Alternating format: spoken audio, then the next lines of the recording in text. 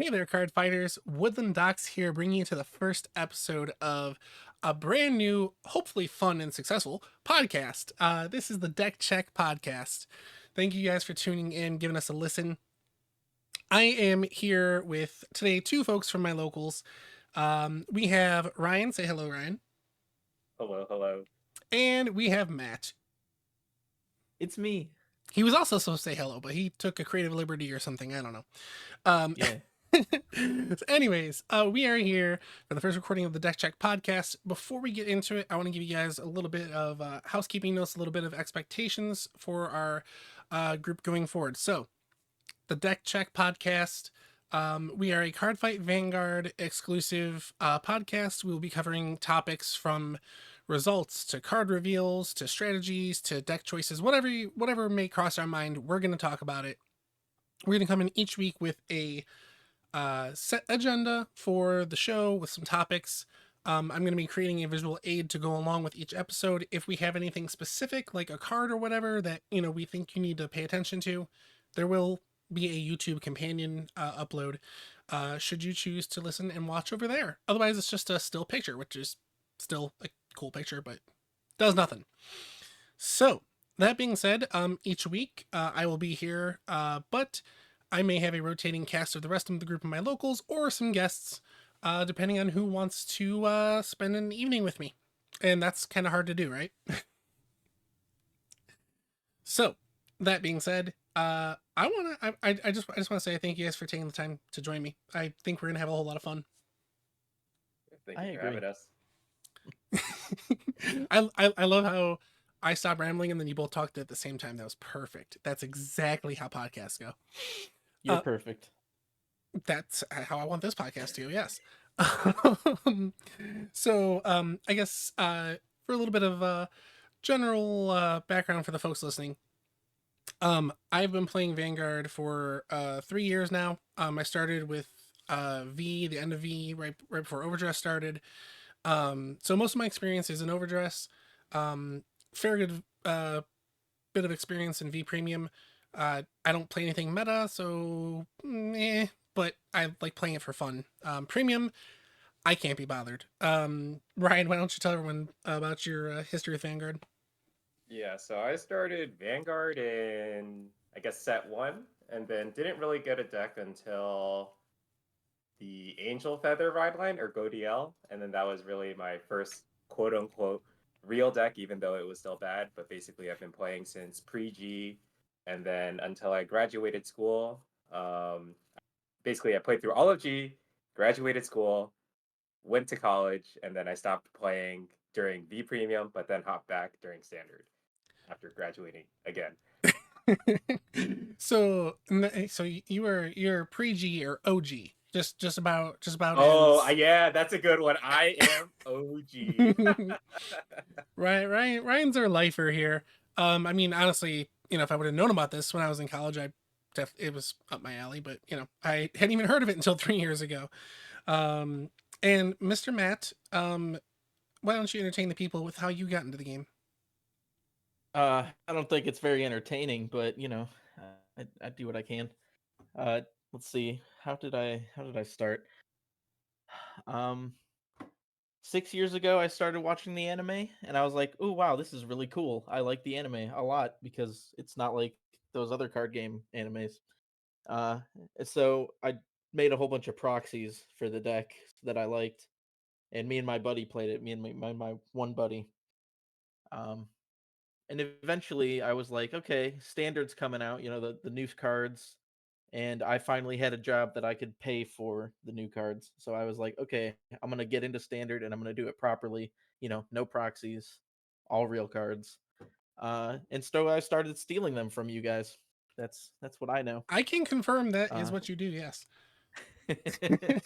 I went to the card shops, bought them before you guys could, Well, and that then I met you. I was gonna say that was the problem. Our locals group is we all met through a Discord, through various shop Discords and stuff like that.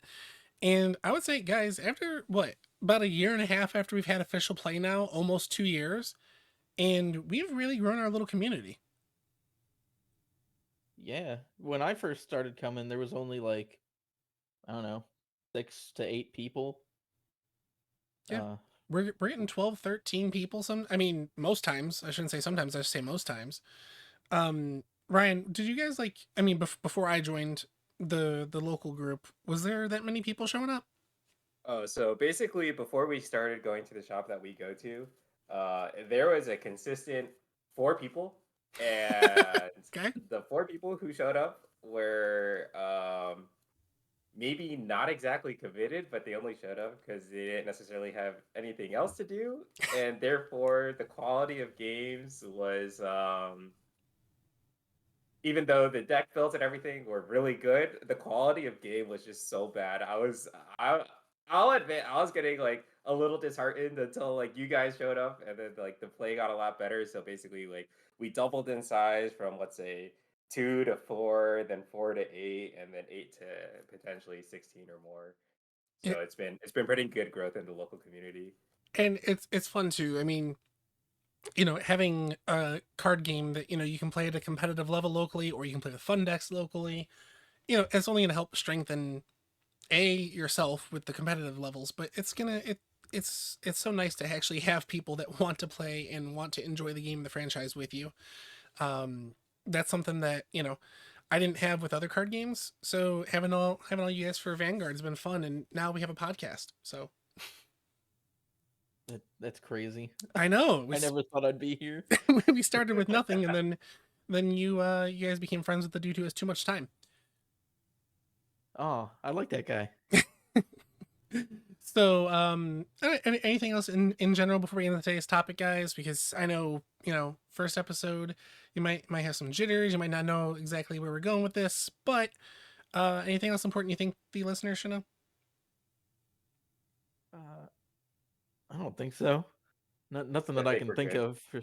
Well, I suppose in terms of how much knowledge I have, I know like every standard card and everything, but ask me anything about premium or vemium or whatever, I Vemium. got nothing. All right, wait. I got a good one before we start.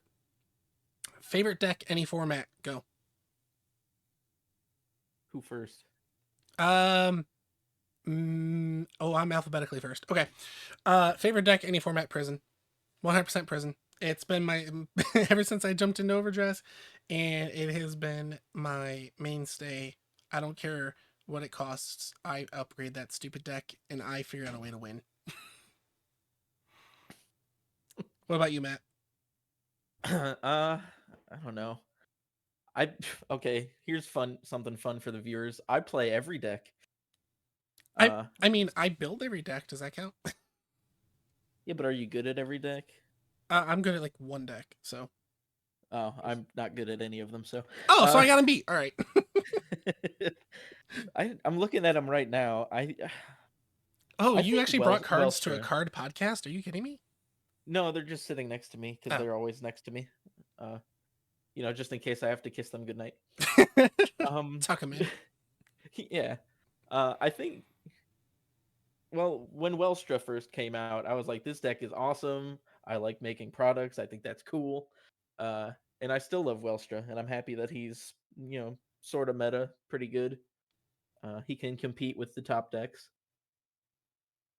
But let's be real. Once set 2 drops, You're dropping everything for that'll be Zorga. We it. know. It'll be Zorga. Zorga's my love. Oh, he's so good. And obviously, I can only speak on standard terms, so I don't know anything else. Right. Ryan, what deck gives you the warm fuzzies? Well, speaking of having cards next to you, as we're talking, I'm just shuffling a bunch of cards in my hand right now, and then like hand shuffling them the Yu-Gi-Oh way and everything. Well, that Um, term's forbidden here, but all right, go ahead. oh, sorry. Yeah, Oh, it's a card fight. Yes, yes, yes. But yeah, for well, my favorite deck of all time is probably going to be Legion era Thing Saver Dragon with the MLB package for ending and closing out a game. Okay, I do like Thing Saver. I do. saying words I don't know. It's Royal Paladin. There we go. yeah. Blaster Dang, Blade. I'm good. Blaster Yeah. Oh, Blade I'm so Senior. good. Yep, yep. You got so So good, man. close. All right. Well, introductions and awkward banter out of the way. I think it's time to grab a drink and take a seat. It's deck check time.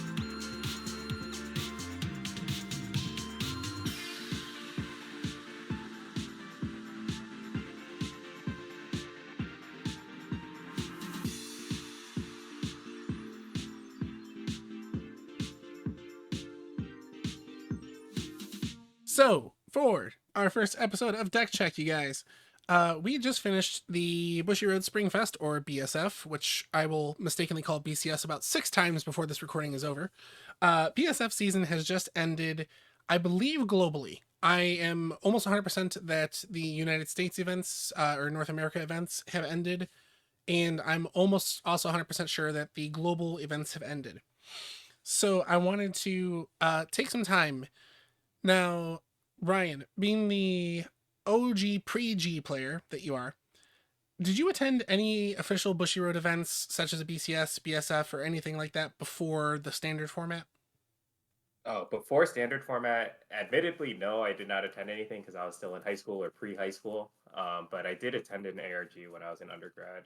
Ooh, ARG tournaments. I've heard so much about them from you and from Senpai, and I I really wish that I could have been around during those. So how was the ARG, like, was the ARG um and were they prize supported by Bushy, or were they just like, hey, here's an established set of card shops, let's have a tournament?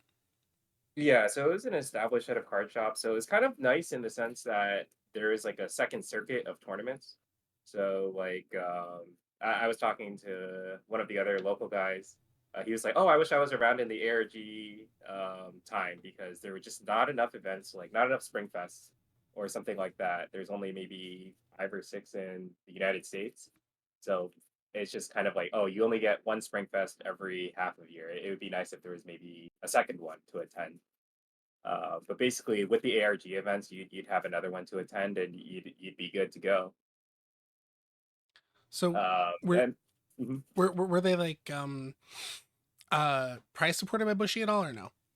By Bushy specifically, no, I don't think so. There was paid entry, and then I think top eight got some of the prize pool. I don't remember how much I won, getting top eight, but it wasn't much. It was really more just to go compete.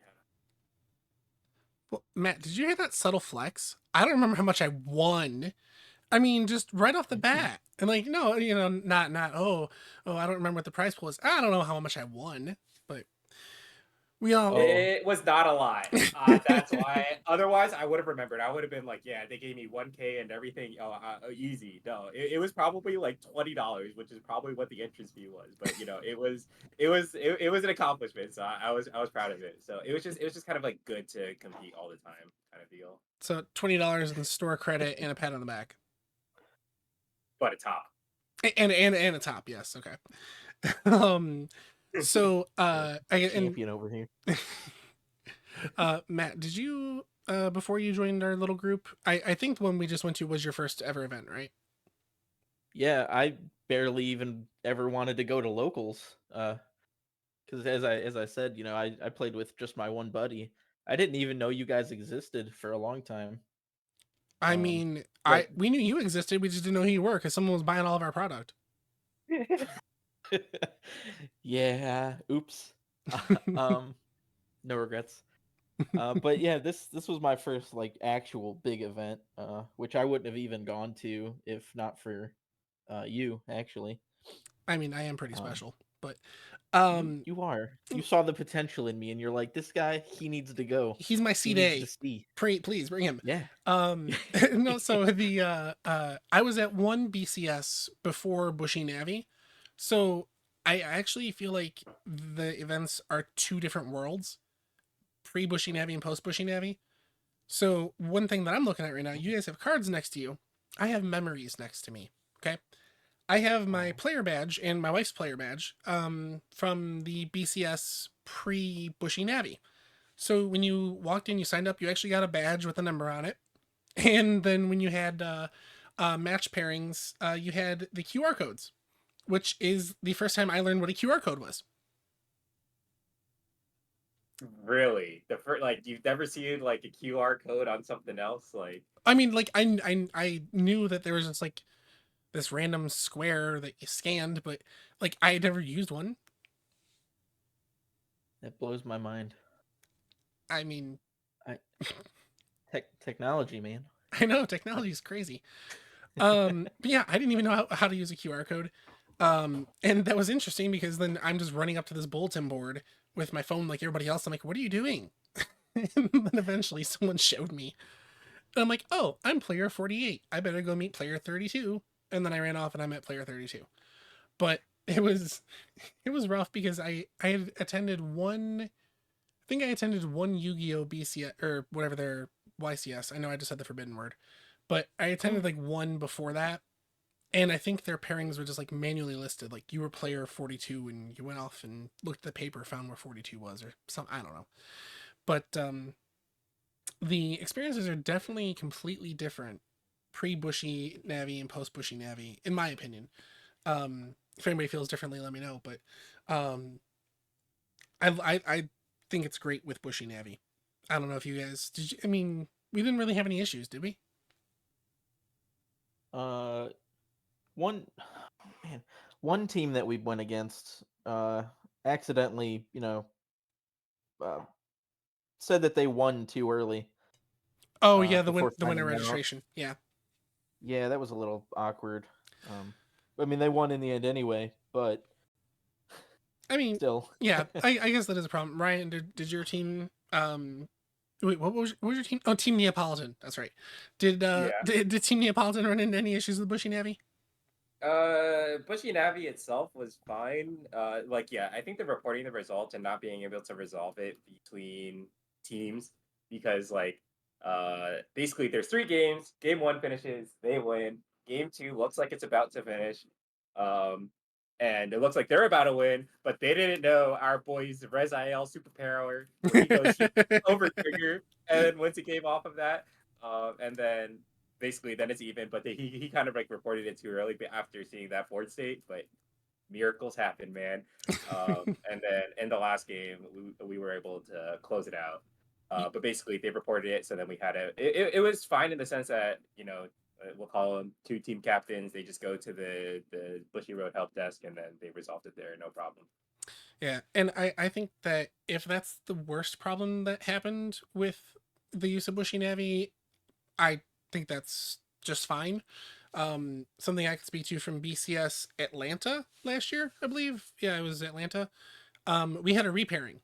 And can you imagine having everybody rush to a screen with a QR code, do it, go to the tables, set up, post mulligan, blah blah blah, and then have to redo it all over again for a repair? But with the Bushy Navi repair, all you did is hit refresh on your phone. You know, nobody really had to run to the same point and then back to their tables. You're able to check it from your tables.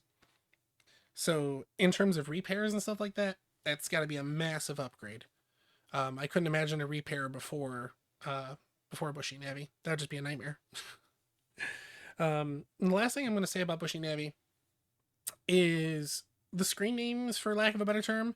Yeah, I come from the days of AIM. Sorry, but the screen names, the screen names make it fun. Like, would you guys rather go up and be like, "Are you Frank?" Or would you rather go up and be like, "Are you 420 Daddy?" Like, that's more fun, right? I guess. I I don't That want makes me sad though, because I was just Matt. to. You were just Matt, yeah. Ryan, is yours is like Ryan UZ or something, right? Yeah, Ryan UZ, Ryan US. I don't remember which one it allowed me to use, uh, based off of some restricted combinations. But yeah, it was fun for the most part. Although maybe because it was Springfest specifically, I was just like, "Are you player C? Are you player B?" So on and so forth. True, true. And you know what, I can actually see that, but it's like, I don't know, it's more fun for me because, um, well, like, you know, someone might recognize me from Twitter or from somewhere and just like, hey, look, that's woodlandDOX, and they'd be like, hey, I'm that guy that retweeted and argued with you for 10 posts, and then I can punch them in the face. But Oh God. instant DQ right there. Follow me for more tips on how to shorten your BSF experience. But no, I like in it was actually a sad story. One of my friends that I had never met in real life before, and in Atlanta, we got paired up for round 4, and I'm like, oh my god, I'm finally gonna meet my friend, and we're actually gonna get to play. And he dropped, and I was so sad because I was finally gonna meet him, and just like, you know, I don't know his real name, so you know, if it said you're facing Frank, I never would have known that I was about to face my friend, but there it was, said right there, and ultimately I didn't get to, but I don't know. I think the names make it more fun. I really like the titles underneath. Like it kind of tells you a little bit about a person. Like, oh, reverse fighter, man. Oh, you know they're serious. I think either mine's bugged or I've really played in over 100 events, but mine has like 100th events title. So I don't think I've played in 100 events, but maybe I have a more serious problem than I thought. It counts locals as well, no? Oh, if it counts locals, then maybe we'd be getting close to 100. We'd be getting close to 100 because we've only been doing it for about a year and a half. But Mhm. so anyways, I need to let's check what mine is now. yeah. Anybody out there listening, let us know what you picked for your title and why.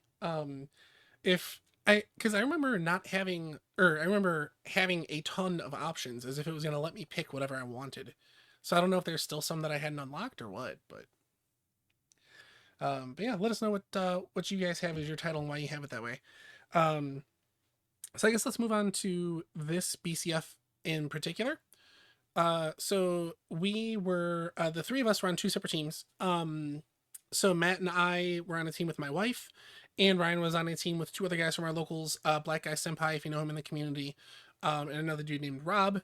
We call him Rob. But he has a great laugh if you guys ever meet him. Um, so we were on two separate teams. Our uh, both teams played on the standard day. Our team composition was myself with Mygo, Matt with Varga, and my wife with Drajuled Ignis, the grade 4 variant. Ryan, what was your team? Yeah. So Black Guy Senpai was our seed A. He was playing Varga. Rob B playing Rezael, and then I was seat C playing Luard. So you guys had a stride deck. I don't know if anybody caught that on the first go, but my team did not have any stride decks, which I was very happy with. um, so you guys stayed close to the event center, but Matt and I had a bonding experience in a long dark hallway, which sounds a lot more suggestive than it really is. Anybody who has gone to BSF Rosemont and has parked in the parking garage at the end of the street knows exactly which hallway I'm talking about. And I think Matt can attest that it's like a freaking Hanna-Barbera cartoon in that hallway. It goes on forever with like zero changes. I I don't understand. I felt like I was walking in it for like 3 years. I was waiting for Scooby Doo to pop out, but I mean, it's literally like square of tile with radiator, square of tile with radiator, and there's like a window on the non-radiator tiles, and it just keeps going. And even once you're at the event center, the picture on the wall repeats. It's the same map of Rosemont, Illinois, over and over again. I Yeah, that is a little weird. I wish more people were in there and could see it because it was baffled me. But we stayed a little bit away from the event center because it was $100 cheaper a night.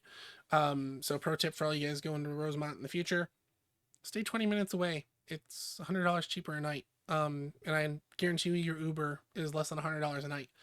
But so Did you guys feel like I did that the startup felt rushed? Start of the tournament. Yeah, like they gave us a nine. They came on the microphone and said, "Hey, 9:30. We're gonna stop registration." And then like by 9:32, they're like, "Okay, round one's up." Like, did did that catch anybody else off guard, or was it just me? I thought it felt quick, but I also have nothing to compare it to, so I was like, oh, maybe they just are punctual. I don't know. Okay. So it didn't change anything for Yeah, me. Yeah. I didn't necessarily feel like it was rushed. Like if they tell me 9:30, I will be ready at 9:30. So like I didn't feel like it was too rushed. Like in the sense that like if they say 9:30, like I'm ready to start running. The coffee's kicked in. I'm zooming.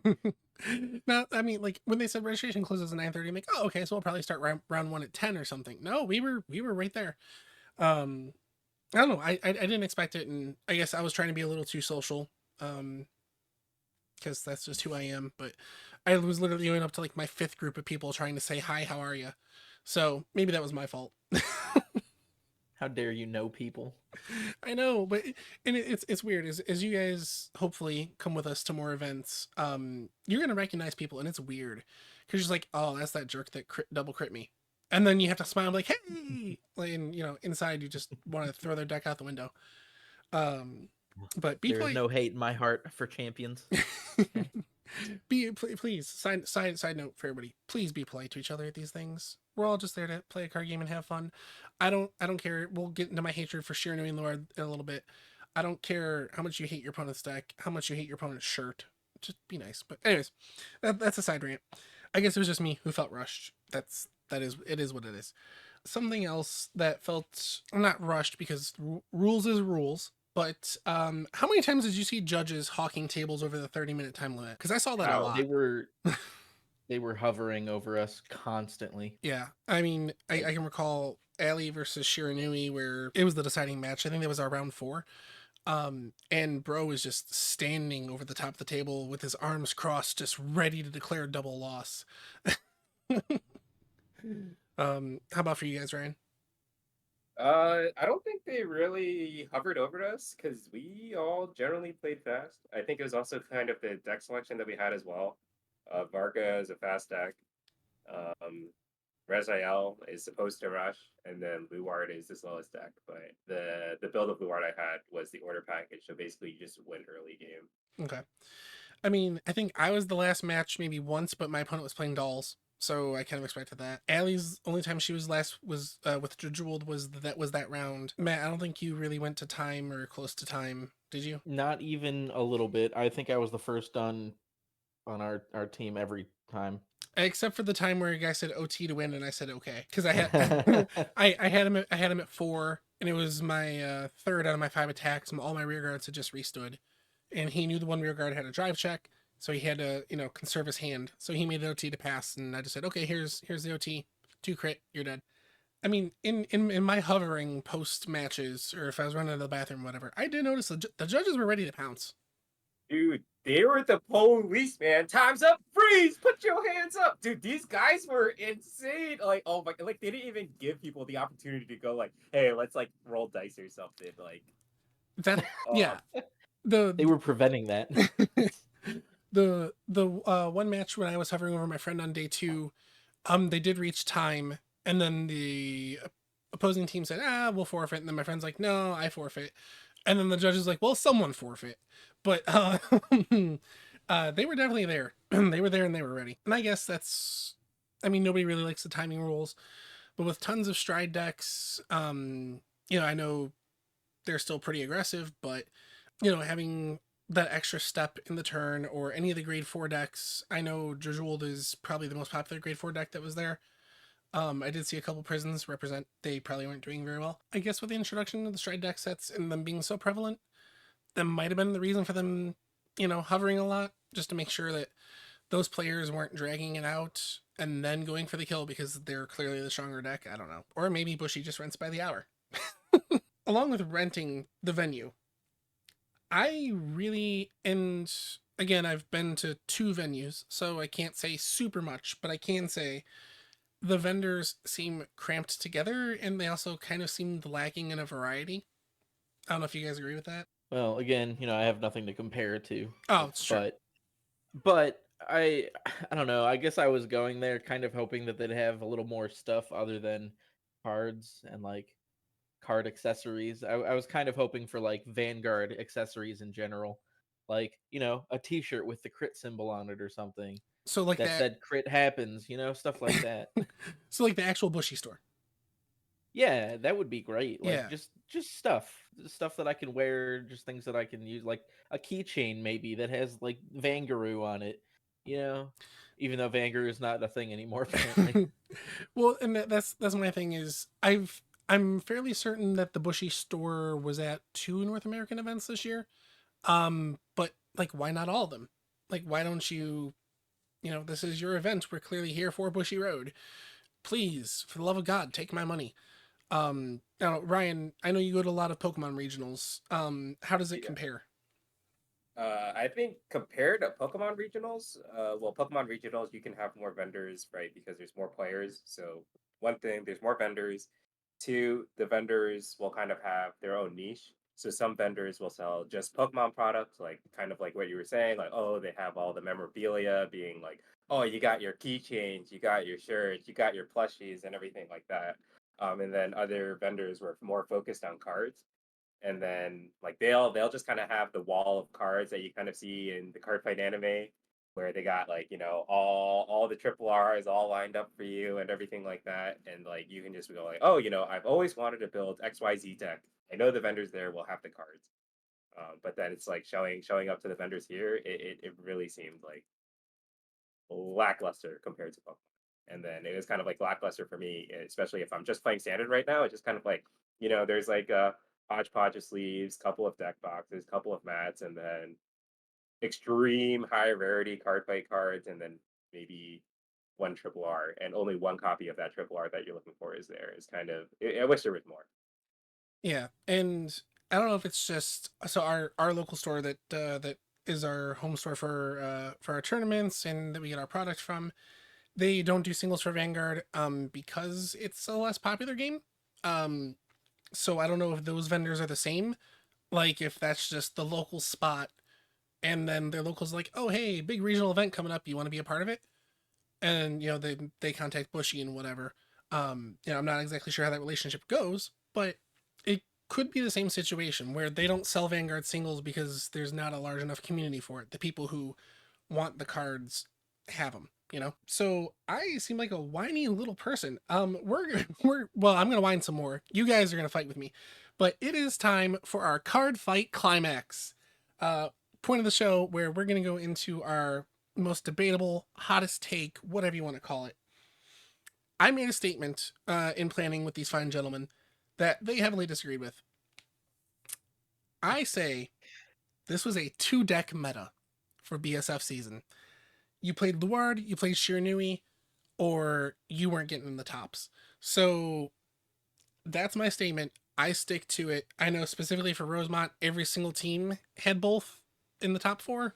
I might be wrong by one, but if 3 out of 4 of the top teams had one Luard and one Shiranui each, that's my statement. Tear me apart. Go ahead.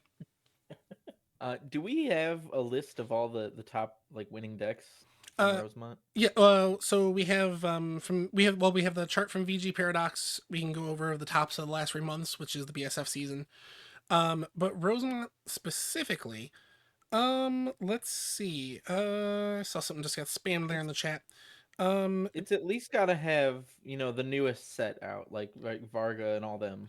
Okay, so oh wow, this is actually very. I mean, it's Fuzzy. Fuzzy does a great job. Shout out to Fuzzy. Shiranui and obviously Luard 8 and 7. So Shiranui 8 and Luard 7. This is just the top 8, correct? Yes. So let's see here. Out of 24 decks, 15 of them were Luard or Shiranui. So I think that still makes my statement pretty valid. I hold on. Numbers are suddenly a thing that are proving me wrong. Haha! Um, Well, I mean, it's kind of my job, but well, listen, if you're playing good enough, you could easily beat those decks. with what I played, which was Varga. Oh, Varga's in there at 2. Varga's in there. Raz is in there at 4, and the others are all 1-ofs. Prison Youth and Jeweled. But Prison surprising. I don't know. I stand by the fact that if you wanted a top, you needed both on your team. It's a 2-deck meta. Your third was if you had those 2, your third was irrelevant. They could have been playing Eugene. I think in terms of like the 1v1 format, it's really not a 2-deck meta. In terms of a team format, you basically, in some sense, you don't want to let your teammates down, so you're going to be playing the best decks. Like, it's not that it's a 2-deck meta; they are the 2 best decks, but there is counterplay into it, and it's also really like if you're going to go to a tournament, you're going to want to play the best deck, and these decks do well because it's not just that they're the best decks; it's because the best players are playing the best decks. And I definitely don't disagree because I mean I picked Mygo and Mygo toured Japan a new one, and it didn't do poorly from me either. It definitely took a lot out of me when those 2 were first introduced into English. A lot of the fun out of the game for me, because I'll have my for fun matches, but if I'm in a tournament, I'm there to win. And no matter what I played, I didn't crack it. Heck, I can't even crack Varga. So maybe this is a me problem, but. Maybe you're just playing against the best. I mean, yeah, I mean, and when you're playing against good decks, you have to expect to lose. But I just feel like if these results showed us anything differently, I mean, so if we go to the past 3 months, which is essentially the BSF season, we have it's a little bit cut off in the screenshot, but we have 59 Shiranui tops and 38 Luard tops, and the next closest was 24 with Prism, which is kind of fun actually. Those are actually the only 3 decks with double digits. I don't know. I feel like the numbers are strengthening my case. And to Ryan's point, I get it. You go to a tournament, you want to win, you're going to play the best decks, and the best players are going to play the best decks. But it felt like it lacked diversity, which is an old wooden ship. But it's also what makes card games fun. That's why I play every deck. I like having the option of playing whatever I want when I'm feeling like, maybe I'm feeling like playing Eugene, even though that, let's not talk about him. But if I just feel like playing Gandiva, I'm like this deck used to be relevant. Let's see how it does. I like that option, and sometimes it works. Yeah, well, so I think I saw 2 Raziel, 2 Shiranui, and 1 Luard out of my 7 rounds. How many did you face, Matt? Hold on, wait. Let me get my phone. I have a list of everything I fought. I didn't play against the same thing twice. Right. Yeah, I remember you said that on the day of. So Ryan, did you play against any multiples of those? I played against 1 Shiranui, and then basically because I knew the matchup better than him, I smoked him. Like it's really about matchup knowledge, in my opinion. Like my round 7 opponent, he had the World's playmat Alec on Alex CFV's team. Like he was playing Wallstra, and then basically because I couldn't rush him early game, like he knew my hand off my drive checks, and then basically he kind of like the game was in his control for the rest of the game, and then he was able to close it out with that. So like it's really like in my opinion, as long as like you're a good player, you'll be able to stand up against this right deck sets. You just need to have your own game plan against them, pretty much. Okay, and I mean, like I'm not saying that they don't lose they're just unbeatable. It's very demotivating to constantly see them at the top, and then knowing that Japan got a a ban and we didn't. And I get it that the cards release at different times, and they want a doggo to have its time next to Shiranui in the spotlight. But I don't know. It still sticks with me. I practiced into those 2 decks extensively. One of my 2 Shiranuis I would have beat had he not healed 3 times. But yeah, that wasn't great. Yeah, that was a little rough. But I mean, I did see it a lot less frequently than I thought. I think Ali had 2 Shiranui and I had 2. So out of the 7 rounds, we only saw Shiranui 5 times, which is actually less than the 7 out of 7 I expected. So props to anybody who picked differently. But we were also fighting the not top players. Well, no, I mean we were 3-1, so we were for the majority of the event. We were in the. I mean, we still finished in the top half, but That's um, fair. for the first 4 rounds, I think we were in 22nd at one point. Good for us. Yeah, right. Good for us. Ryan, did you track your guys' standing at all? Did I track the standing going throughout? No. But Oh, basically going to like we were like X2 early on and then ended X3 at the last round. oh, so you okay? I got it. So you went on a little spree, and then at the end you kind of fell. Mhm. Nah, it's going to change with new, and obviously that's how you get new product to sell, right? They're not going to release something that absolutely sucks, but Eugene. they're they're they're not going to give a dedicated special set to something that sucks until I get Harry in November, and it's gonna suck. But I'm still buying the deluxe version or whatever you call it. Um, but Oh, big money over here. I mean, you know, that's how I do. Um, did you guys? So obviously, Matt, you play Varga. There was a Varga on your team, Ryan. So Varga was next in the event. After Rezael. So Rezael I saw two. How many did you guys see? I saw one, other than myself. I didn't play against any Brazilians. I saw a bunch of Brazilians, but I just didn't play against it personally. Okay, so that makes sense that it was high up there in the tops. Varga, I mean, Oh, that's our on Matt. very own Matt went 6-1 with Varga, only losing the mirror, which was impressive. That was a close game, and I made a really stupid call. That was my only loss though. That was pretty good. Yeah. Um, I didn't face I'm it. still mad about it. I'm not gonna lie. I'm still mad about that loss. I didn't face it. Did you see it, Ryan? Yeah, the Varga I played against, I was cooking him until he 6 damage healed, and then returned killed me with double crit. Ow. So He took that personally. yeah. So I mean, it didn't matter in the end because we got team wiped. But I was just like, really, like it's Vanguard. I like it wasn't too bad. Like I knew the matchup and everything, so it's like he could never divine skill until he went crit crit. But it's like yeah, that one I had a solid like game plan going into the matchup, and then it worked the way I wanted it to until triggers. Until it didn't. Mhm.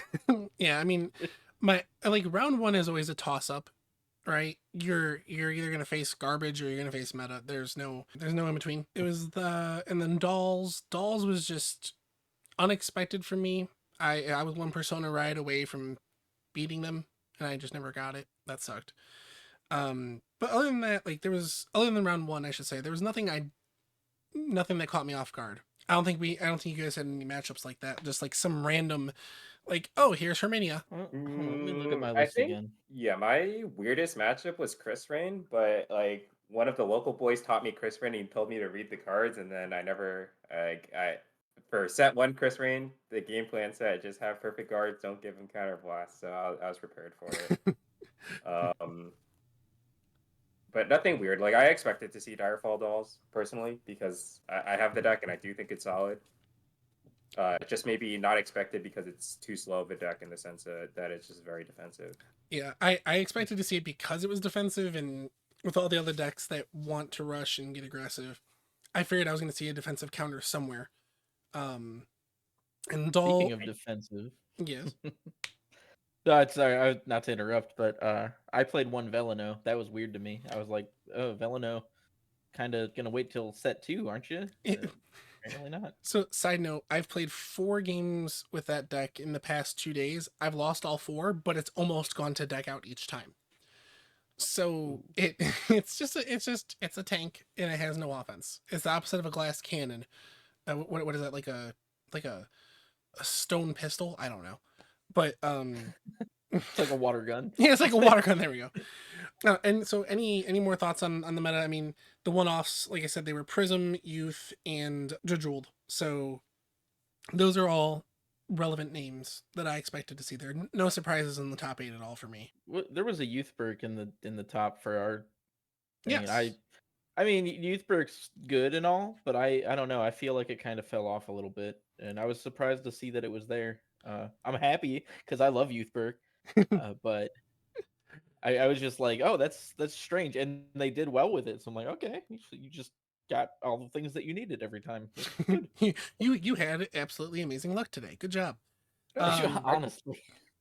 I think Youthberg works for a team format because of that reason. Oh yeah, if you get what you need, you can beat them every time. But if you don't, it's like, okay, well, I can rely on my two teammates Yeah, and then that probably got this. if one of those guys has a slip up, then it's okay because you ended up having everything you need. So yeah, I can see how that can slide through. And the other stuff that topped during the BSF season, Leonore, and I'm guessing that's I'm gonna say Vivace just to piss people off. I know that's not how you pronounce it. Vivace. Versace. Oh god, no. If anybody listening has not seen Curly Haired Vanguard's vehement Bruce pronunciation video, please go watch it. Messiah has gotten some tops recently. That's kind of a shock to me. Should it be? Oh god, don't talk to Ryan about Messiah. He knows things. Ryan, what do you know about Messiah? What do I know about Messiah? I know I don't it's know. good. Oh, see, there it is. That's there's your answer. Okay, and then I mean Shermut, that's boomer bust. Bastion, I get it. It's got rear guard protection, so Shiranui can't touch the front row. Greedon, I don't know what date this was from, but if it was with the set one cards, that would make sense. But before that, I don't know. no. Greedon needs the new set one stuff to Yeah, be I don't know exactly what time or relevant. what event that was from. Zorga, yeah, Zorga does it. He be Zorgan. I get it. Mygo, I played it. I get it. Kyrie, very surprised. Jiva, I started seeing lists all over the place. What the heck? Jet obviously is Jet. Wallstra, Prison Tops. Shout out to whoever that did that. They're my hero. Mushy King, that's one that catches you off guard. Morphonica, I would love to see that list because it's got to be very similar to the list that everybody runs because there's only like 40 cards for the deck. And then Avant-Garde getting a top is really surprising to me. When was that? Past 3 months per screenshot, per Ryan, per Fuzzy Paradox. Holy cow.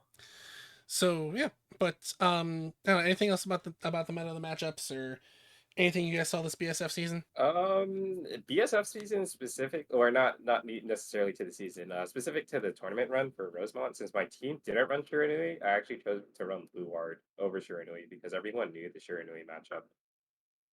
And do you think that helped like catch people off guard? To play Blue Ward instead of Shiranui. Yeah, like when they saw the G zone, do you think then your opponents were automatically thinking, oh my god, Shiranui, and then they mentally started preparing for it, and then you flip Luard and you're good to go? Or Based off of my team comp, no. I think like honestly, like it was just like not a good environment for me to bring Shiranui based on my matchups. And it's like it's I think Shiranui specifically has a hard time into people who know the matchup. So it's like in some sense, like I would play Shiranui if I wanted to strap the helmet on.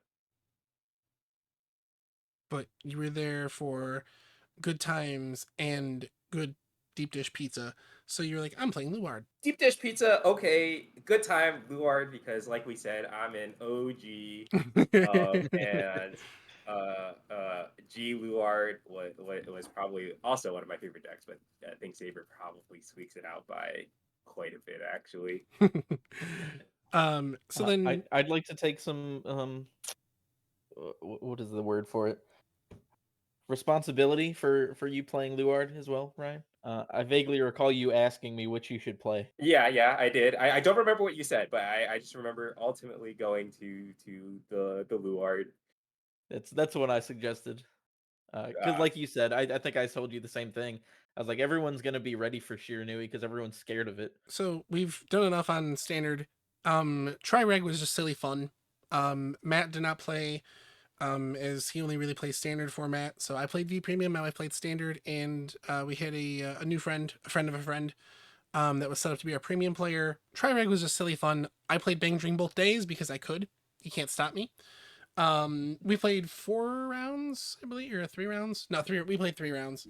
And I only got one win. So, Bang Dream V Premium is not where it's at. But Ryan, how far did your group go on day 2 before you dropped? So none of our group necessarily plays premium, although I would like to play more premium. And then also like we were just kind of like we're just gonna show up for the promos because promos a lot of money, and then we were gonna dip. So basically, we dipped after round one. Okay. But for those curious, I did play Regalia in premium, and I beat what is it, Crest Chrono Jet. So that felt good getting the win, and then we just gave the opponents the win, just even though we did legitimately beat them, which is nice, but I it is what it is. I faced the astral plane, um, Mm, and so with a Bang Dream deck, a complete meme. I actually lasted. I want to say I had him at 5. I know I did. I want to say it was his fourth turn. His fourth or no, it was his third grade 3 turn that he took me out. So I lasted a heck of a long time against that deck with Bang Dream. So I did myself proud. Is the astral plane the one that has like that grade 5 that goes in the back row? Yeah, Am and I then thinking of the right thing? uh It's the Genesis deck, I think. and then the drive checks are based off of discard, I believe, is what it was based off of. It's like top 5. You check in the highest grade, Yeah. mhm. Yep. something like that. Yep, I never played the deck myself, but every time I see that plane come out, I'm like, oh, this is quintuple drive, or this is something stupid. Fantastic. But yeah, Tri-Reg was just silly fun. If that's the last we see of E, I'll be happy that I played a Bang Dream deck to go out on. Who knows what they're gonna do for the fall? Obviously can't do Tri-Reg because it's not teams.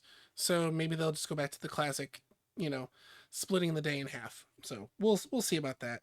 Um, so I guess that brings us to just about the end of our very first episode of the Deck Check podcast. The last thing we'll note is about the time of the next recording or next episode release. I will have a case of set 2 in my possession.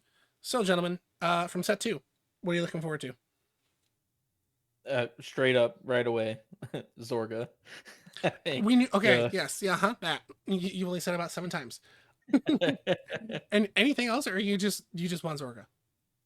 hold on, I'm opening up my thing to see what other decks I even have in there. Okay, Ryan. Real quick, what's her name? The crit girl from Dark States. I forgot her Oh, name. Unica. Yeah, Yeah. I'm excited for all her stuff. Okay, Ryan, what you got? In terms of what I'm excited for, I'm excited to play Eva, even though that's not set 2. I mean, the promo's same timing, so Yeah, so I'm excited to play that. In terms of the new deck, I think Langdomire is cool. Um, cool in the sense that you got to learn the matchup, or like you might just get blown away kind of deal, just because it's like the new deck thing. But I like the flavor of the deck. I'm so obviously I finally get something that makes prison a threat again. In my corner citrus, which I don't know why it has to be a corner citrus. Like it can't just be like in the fruit basket with the rest of them. But nobody puts baby in a corner citrus, I guess. So I love myself. I You're finally the have only one. I finally have a reason to use energy besides draw on the deck, and I finally have a race stand or more than a third attack. I know there was that one girl, but I never used her. That ridiculous grade 3. Because I think she was Counterblast too. Mr. I know every standard card. What was What are we talking about? Which one? Sorry, I'm looking up the list of it, easy it DS was it was go-tos. it was a grade 3 support. Charlene. I think her name was Charlene. Grade 3 for prison that was able to restand for some drastic cost. Uh, Um I remember. I feel like no, I'm thinking of a Keter card that was like Counterblast 2 to standard, but that doesn't sound right. Let me see. Charlene, I just went to TCG player. Yep, or a Battle Princess launcher Charlene. And Charlene was oh, wow, there's none for sale. Like Your Counterblast, Soul Blast 3, let's see, hold on. something big. Oh no, wait, this wasn't her. Your opponent cannot call normal units and cannot play blitz orders. Her Oh, I cost like was if that. there's not 5 or more in prison, she can't attack. Maybe there wasn't a restander, or I swear there was. I just didn't like it because it had a ridiculous cost. But I get my restander, and on top of that, I am very hyped for Blangmeyer. The Flam G deck looks interesting. It's not going to be game breaking, but it looks interesting at least. And I look forward to keeping the high rarity Zorga cards away from Matt. How rude. Um, Mr. Oh, I think I'm gonna get into Zorga. I might try it. You never know. I barely have any Butthead. Soikea decks, so and then one more thing about that set. Obviously, by now, if you haven't watched season 1 of the Divines anime, spoilers, Sisters Faded One, the Faded One of Time Liel or Liel. How are we pronouncing this? Something like that. Yeah. It's something like that. Has anybody seen an original list that just uses her and doesn't splash it in with Raz or something else? Yeah, the one that I made. Well, I would love to see your list. It's not good. So anyways, that's the highlights. So next time, you guys, we will be mainly talking about set 2, go over a couple of our personal builds, a garbage or not, or things we thought were going to work that didn't, or just ideas we saw out in the wild. So thank you for taking the time to give us a chance. The Deck Check Vanguard podcast, first episode, going up all sorts of platforms. I will be maining our social media on X or Twitter. It's the same thing, but I don't know what you call it. I call it Twitter still. So our main social media is over there. It's at DeckCheckVGPod.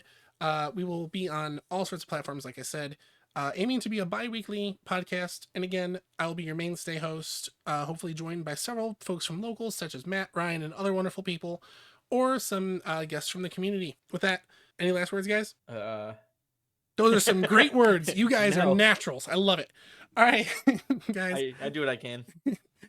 All right. Thanks for having us. Have a great night, everybody, and we'll catch you in the next one.